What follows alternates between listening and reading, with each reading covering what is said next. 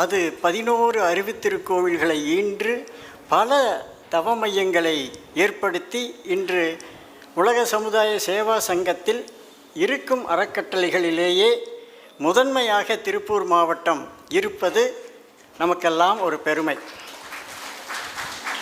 அருட்தந்தை அவர்களை திருப்பூர் மாவட்டம் நன்றாக உள்வாங்கி கொண்டது என்பதற்கு இதுதான் அடையாளம். ஐயா 11 அறிவுத்திருக்கோவில்கள் இருக்கிறது. நீங்கள் திறந்து வச்சுட்டு போனீங்க. அதுக்கப்புறம் 11 அறிவுத்திருக்கோவில்கள், பல தவ மையங்கள், பல்லாயிரக்கணக்கான பேர் இங்கு அருள் நிதியர்களாக இருக்கிறார்கள். இப்படி இந்த அறிவுத்திருக்கோவிலுடைய தாக்கம் என்ன?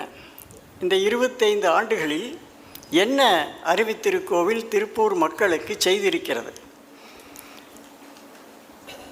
திருப்பூர் ஒரு சிறிய பல்லடா வட்டத்தின் ஒரு சிறிய கிராமம். நம்ம எல்லாத்துக்கும் தெரியும். ஒரு சிறிய கிராமம் உலக வரைபடத்தில் அடையாளம் காணப்பட்டிருக்கிறது.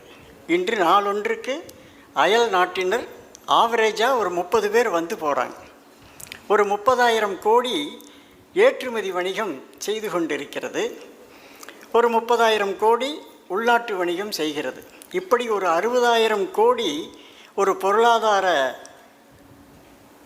எட்டி இந்தியாவில் உள்ள பல மாநிலங்களிலிருந்து இங்கு வந்து வேலை செய்யும் வேலை வாய்ப்பையும் கொடுத்து கொண்டிருக்கும் மாவட்டம் திருப்பூர் மாவட்டம். இதை நாம் அனைவரும் அறிவோம். இப்படி பல்வேறு கலாச்சார பல்வேறு மொழிகளை பேசக்கூடிய ஒரு நகரம்தான் திருப்பூர் நகரம். இப்படி பன்முகத்தன்மை கொண்ட ஒரு நகரம் திருப்பூர் நகரம். இப்போ இந்த நகரத்தை அமைதியாக வைத்திருக்க வேண்டும். இதற்கு இப்போ இருக்கிற போலீஸோ அல்லது கோர்ட்டோ பத்தாது. ஏன்னா பல்வேறு விதமான கலாச்சார பின்னணியை கொண்டது தான் நம்ம இந்தியா.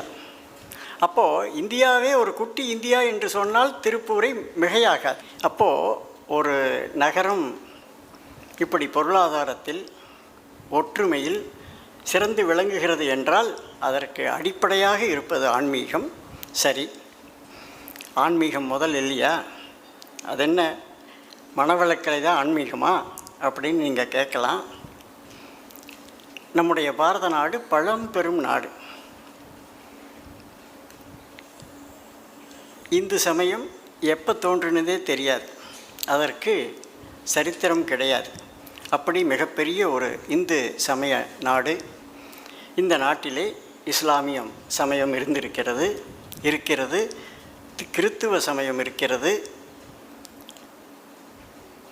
இந்து சமயத்திலேயே சைவம் வைணவம் இருக்கிறது, புத்த சமயம் இருக்கிறது. இப்படியெல்லாம் மிகப்பெரிய உலகம் முழுவதும் பெரும்பாலான மக்கள் வழிபடக்கூடிய நம்பக்கூடிய பல்வேறு மதங்கள், பல்வேறு சடங்குகள், பல்வேறு விதமான வழிபாட்டு முறைகள்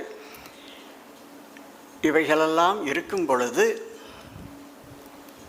அருட்தந்தை அவர்கள், வேதாத்ரி மகரிஷி அவர்கள் ஒரு இன்டர்ஃபெய்த், நீ கிறித்துவத்தை நம்புகிறாயா? சரி, வாரும். இஸ்லாமியத்தை நம்புகிறாயா? வாரும். உனக்கு கடவுள் நம்பிக்கை இல்லையா? வாரும். கடவுள் எதிர்ப்பாளரா? வாரும். புத்த மதத்தை சார்ந்தவரா? வாரும். நாம் அனைவரும் சேர்ந்து ஒரு இறையை, ஒரு பொது வழியை, பொது வழிபாட்டை நாம் கண்டுபிடித்து அதை வழிபடுவோம் என்று ஒரு பொது வழியை, ஒரு பொது சன்மார்க்கத்தை உருவாக்கியவர் அருட்தந்தை வேதாத்ரி அவர்கள்.